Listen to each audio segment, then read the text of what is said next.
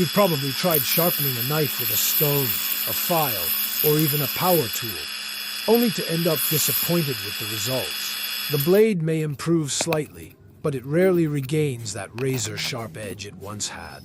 Professional butchers face this challenge every day, which is why they've developed techniques that keep their knives performing at their best.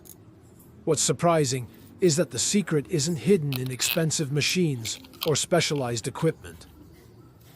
Instead, it relies on a simple approach that can be reproduced with basic materials.